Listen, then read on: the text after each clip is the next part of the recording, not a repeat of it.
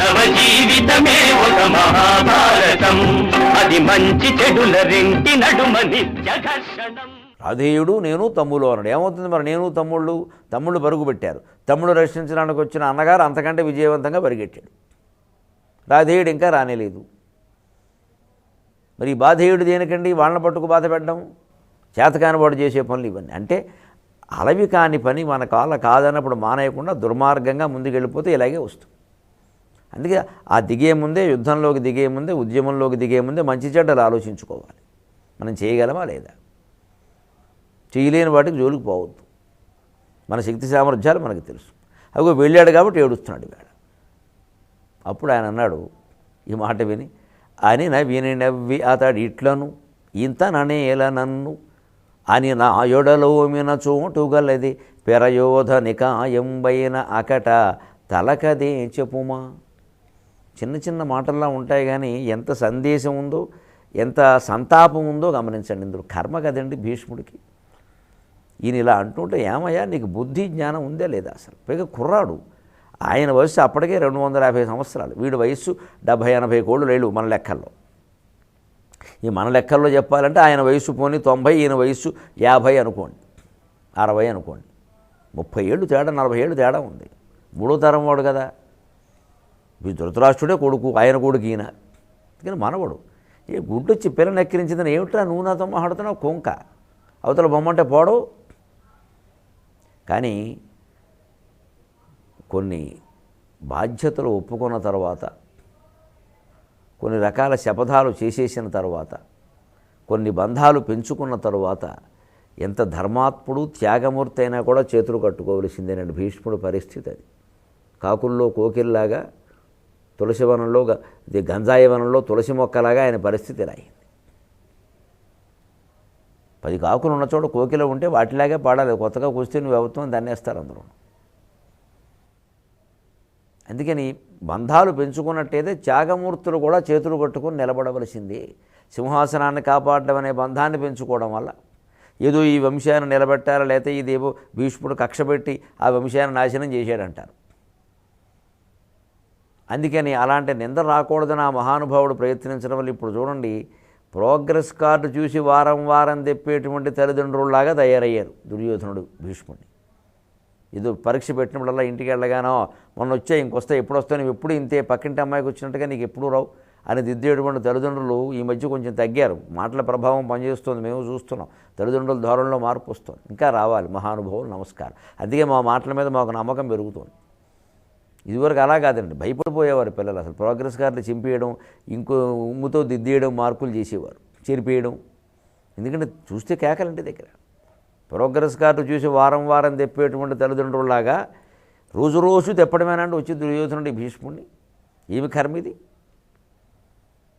అని చివరికి ఆయన ఏమంటున్నాడు చూడండి, అని విని నవ్వి అతడు ఇట్లను. అలా అంటే ఓ నవ్వు నవ్వి నా కర్మ కాకపోతే ఏమిట్రా అనడం, ఆ నవ్వు ఉద్దేశం అది. ఇంతననే ఎలా నన్నెందుకయ్యా అనవసరంగా ఇన్ని మాటలు అంటావు, ఇవి కర్మండి భీష్ముడికిది. త్యాగమూర్తిగా ఉన్నవాడికి బంధాలు పెట్టుకుంటే ఇలాగే ఉంటుంది. వారు కావాలి, వీరు కావాలి, ఏవో కావాలి అని 10 మందిని మనం చేరదీసామనుకోండి, 10 మంది అవసరాలు మనం చూడాలి. ఎందుకంటే మన డబ్బు కోసమో, మన ప్రచారం కోసమో, మన అవసరం కోసమో, మన గొప్పతనం కోసమో 10 మందిని చేరదీసాం. మన పనులు మనం చేసుకోవడం మానేసి మనం బజార్కి వెళ్ళి మన సరుకులు ఏవో మనం తెచ్చుకుంటే పోయేదానికి ఎవరినో పెట్టుకున్నాం, ఓ కార్యదర్శిని, ఓ శిశు, ఓ సహాయకుడిని. ఇంక అక్కడి నుంచి అన్నీ మొదలవుతాయి. అన్ని పనులు వాడికి అప్పగించే వరకు వాళ్ళు ఏందో ఏ పని నడవని పరిస్థితి వచ్చింది. వాడికి ఏ వస్తువు కావాలన్నా వాడిని అడగాలి ఇప్పుడు. అందుకే ఎప్పుడు వ్యక్తి ఇతరుల చేతుల్లోకి వెళ్ళకూడదు, స్వతంత్రతను కోల్పోకూడదు. వీలైనంత వరకు ఆడ మగ తేడా లేకుండా మన పనులు మనమే చేసుకోవాలి. ఏదో సాధ్యం కాని పరిస్థితుల్లో మనకు అవకాశం ఉంటే ఒక మనిషిని పెట్టుకోవడం, అది కూడా పరిమితిలో ఉంచాలి. అన్ని వ్యవహారాలు వారు మాట్లాడొద్దు, మనం మాట్లాడేవి మనమే మాట్లాడాలి. లేదా మనకు అప్రతిష్ట వచ్చేస్తుంది, మనం ఉన్నా సరే లేరని చెప్పేస్తారు వాళ్ళు. ఎందుకంటే వాళ్ళతో మాట్లాడడం వీడికి ఇష్టం లేదు. అప్రతిష్ట ఎవరికి వస్తుంది చివరికి, అయ్యి బాబు ఇదేమిటండి మా సహాయకుడు ఇలా చేశాడంటాం. మనం చేస్తాడు, వాడు తీసుకున్నాడు అవకాశం. అలాగే భీష్ముడు పగ్గాలు దుర్యోధనుడు చేతుల్లో పెట్టాడు, బంధం కోసం, బాధ్యత కోసం. ఇక వాడు ఇష్టం వచ్చినట్టు ఉంటున్నాడు. అందుకని పాపం ఉంటున్నాడు. నన్ను అంటాం ఎందుకయ్యా, నా యొడలోమిన చోటు గలది. నిజంగా ఏడుపు వచ్చిందని నాకు ఈ మాట చదువుతుంటే. భీష్ముడంతటి వాడికి ఏం గ్రహస్థితి పట్టింది చూడవయ్యా. నేను ఎక్కడైనా ఒళ్ళు దాచుకున్నానా ఏమిటండి ఆ మాట? మహాత్యాగమూర్తి అయినవాడు, మహానుభావుడైనవాడు అనవలసిన మాటేనా ఇది. నా ఒడలోమిన చోటు గలదే అని యుద్ధరంగంలో ఎక్కడైనా నేను బాణాల నుంచి శరీరం దాచుకున్నానని చిన్నపిల్లాడు మాట్లాడినట్టు మాట్లాడుతున్నాడండి ఈ పెద్ద మనిషి. ఏదో నేరం చేసిన వాడు సంజయిషి ఇచ్చుకున్నట్టుగా. పెరయోధనికాయం పైన అకట తలకేదే చెప్పుమా, ఏ పోనీ ఏమన్నా అంత విజృంభించేశారా పాండవులు? నేను ఎన్నిసార్లు వాళ్ళని తిప్పలు పెట్టాను. తాను తిప్పలు పెట్టిన విధానాన్ని, తన ఒడలు దాచుకోకుండా యుద్ధం చేసిన విధానాన్ని మనవడి వయస్సు కూడా లేని ఒక కుర్రాడి ముందు నిలబడి ఒప్పుకోవలసి వస్తుంది అంటే ఎంత కర్మ పట్టేసింది భీష్ముడికి. ద్వాపరయుగం ప్రభావం. లేకపోతే ఇటువంటి త్యాగం ఏమండి మీరు ఆలోచించండి.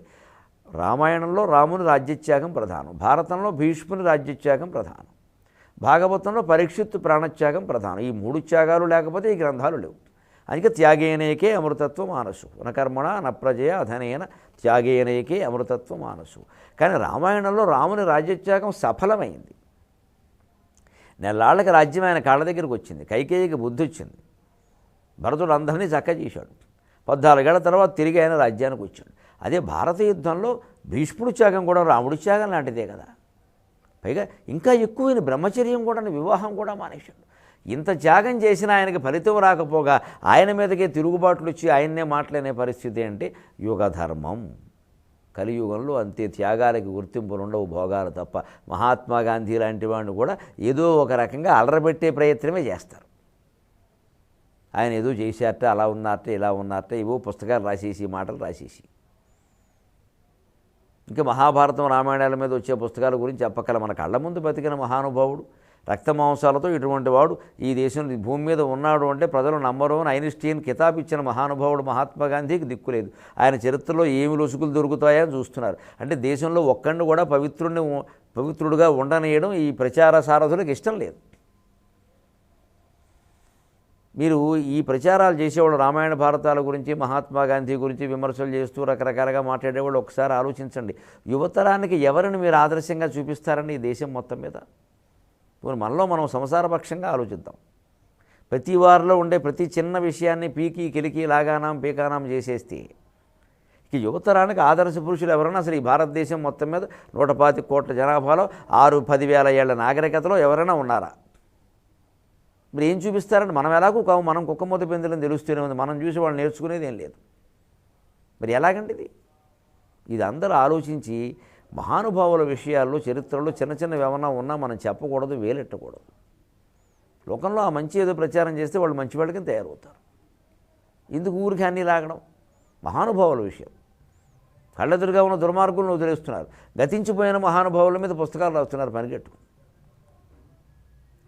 ఇది యుగ ప్రభావం. లేకపోతే భీష్ముడికి గ్రహస్థితి ఏమిటి? అందుకని ఆయన ఒళ్ళు మండారు. నీకేం కావాలయ్యా? నేను ఈ శరీరం యుద్ధరంగంలో కూలిపోవడమే కదా, ఇక చూసుకో 7వ రోజు నుంచి కూలిపోయే వరకు యుద్ధం చేస్తా, శివుని వదిలిపోతుంది అని అన్నాక అనకూడదు కానీ అదే నాకు కావాలి. వాడి ఉద్దేశం అది. అంటే నువ్వు రేపొద్దున నువ్వు ఉంటావో ఉడతావో తేల్చుకోమని.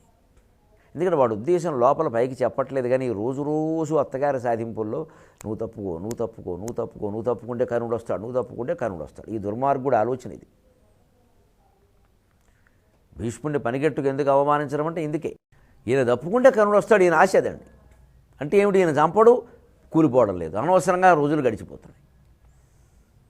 అంతేగా నిజంగా తాతగారు తలుచుకుంటే అంత గొప్ప యుద్ధం చేయగలిగినప్పుడు ఆయన ఆశ్రయిద్దాం, ఆయన వేడుకుందామని లేదండి, బెదిరిస్తాడా? అందుకని చివరికి ఈయన వెళ్ళిపోతూ ఉంటే ఒళ్ళంతా గాయపడున్నాడు కదా. మరి భీముడు బాణాలు దెబ్బ పుట్టలోనికి పాములు దూరినట్లుగా దూరే కదా బాణాలు, మరి ఎమ్ములు గీరేసే కదా గీరే. ఈ దూరడంలో గమనించండి, బండిరా ఉంటుంది. దీనికి ఈ దూరడం లోపలికి దూరడం అని అర్థం ఉంది, నింద అని కూడా అర్థం ఉంది. ఏ రకమీ కసుగా అజలు దూరకమీ బంధుజనుల అంటూను. అందుకని తిట్టడం అనే అర్థం కూడా ఉంది. రెండుకి బండిరాయే ఉంటుంది అక్కడ, దూరుట అని. అందుకని అలా లోపలికి దూరేసేసరికి ఇలా అయిపోయింది పరిస్థితి. అందుకని ఆయన పిలిచి విశల్యకరణి అని ఒక ఔషధం ఇచ్చి పంపించట్టు.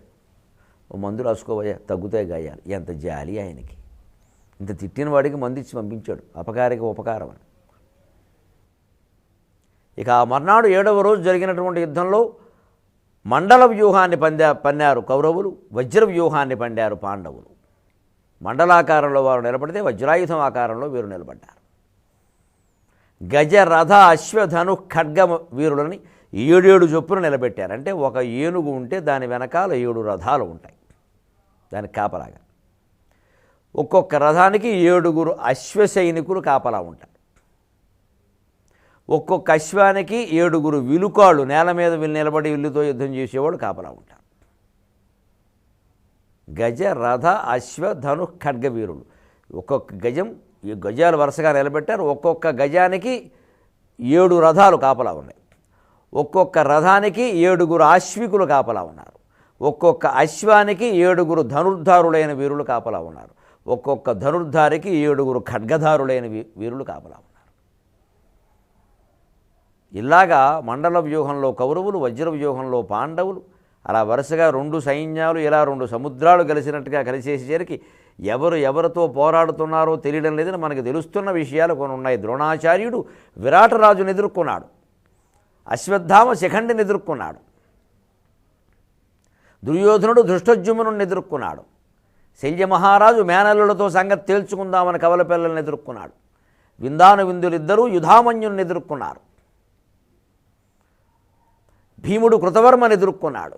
విభిన్నమైనటువంటి వీరుల పోరాటం జరుగుతోంది. అభిమన్యుడు తన స్థాయికి తగినట్టుగా బాలుడైన చిత్సర పిడుగు వికర్ణుణ్ణి, చిత్రసేనుణ్ణి, దుశ్శాసనుణ్ణి ఒకేసారి ఎదుర్కొన్నాడు. ముగ్గురు నేను. ఘటోత్కచుడు భగదత్తుడిని ఎదుర్కొన్నాడు. పాత శత్రువు, పాత పగ 7 రోజుల్లో ఇంకా తేలనవాడు. దృష్టకేతువు భూరిశ్రవసుని ఎదుర్కొన్నాడు. సాత్యకి అలంబుసుని ఎదుర్కొన్నాడు. ఇంకా ఇంతకుముందు 2 సార్లు దెబ్బ తప్పించుకున్నాడు కదా అని. అలాగ ధర్మరాజు శృతాయువుని ఎదుర్కొన్నాడు. చేకితానుడు కృపాచార్యుల్ని ఎదుర్కొన్నాడు. సరే, అర్జునుడు బహువీరుల్ని ఎదుర్కొన్నారు. ఇటు భీష్ముడు కూడా బహువీరుల్ని ఎదుర్కొన్నాడు. అలాగ ద్వంద్వ యుద్ధాల మాదిరిగా యుద్ధం ప్రారంభమైంది. అర్జునుడు మాత్రం చాలామందితో యుద్ధం చేస్తున్నాడు. భీష్ముడు కూడా చాలామందితో యుద్ధం చేస్తున్నాడు. సేనాధిపతులు, సేనా నాయకులు కాబట్టి. అలాగ పాండవ కౌరవ సైన్యాలు 2 తుత్తుమురుగా, తుత్తునియలుగా దొమ్మీకయ్యానికి తలపడేసరికి భయంకరంగా పోరు సాగుతోంది. 7వ రోజుతోనే యుద్ధం మొత్తం అయిపోతుందా అన్నట్టుగా ఉంది. అప్పుడు అర్జునుడి యొక్క బాణ పరంపర ఎలా సాగిందయ్యా? అది ఆ బాణములెల్ల మంచి బహు వీరుల్ని ఎదుర్కొన్నటువంటి భీష్ముడు పాండవ సైన్యం మీద బాణ వర్షం కురిపించాడు.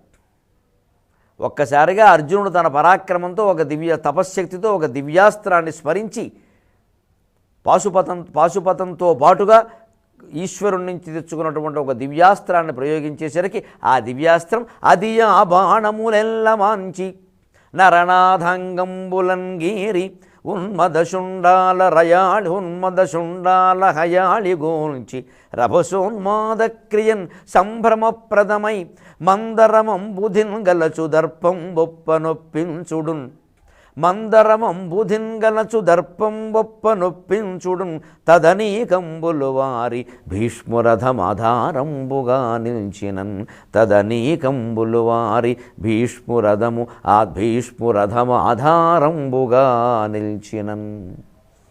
ఒక్కసారిగా అర్జునుడి బాణాలు ఎంత తీవ్రమైనటువంటి ప్రయోగం చేసి వరుసగా కౌరవ సైన్యాన్ని సంహరిస్తూ మొత్తం అందరూ భీష్ముడి దగ్గరికి చేరాల్సినటువంటి అవసరం కల్పించేసరికి దుర్యోధనుడికి రాయబారం నాటి ఒక పద్యం గుర్తొచ్చింది. ఏ గుర్తొచ్చిందో ఏమిటో మీరు గుర్తు చేసుకోండి. 23:30 గంటల్లో మళ్ళీ మనం కలుద్దాం. అంతవరకు తెలుగులో మాట్లాడదాం. ఈ కార్యక్రమాన్ని మీకు సమర్పిస్తున్న వారు రైతుకు వెన్నెముక లాంటి పత్తి విత్తనాలు కావేరి సీడ్స్ వారి జాదు పత్తి విత్తనాలు మరియు శక్తి హనుమాన్ భాగ్యదర్శిని. మీ అభిప్రాయాలను, సూచనలను మాకు తెలియజేయాల్సిన చిరునామా భక్తి TV, care of Rachana television private limited, road number 92, Jubilee hills, Hyderabad 5,96,000. మా ఇమెయిల్ ఐడి bhaktihyd@gmail.com. మా వెబ్సైట్ www.bhaktitv.org. Phone number 901012223333.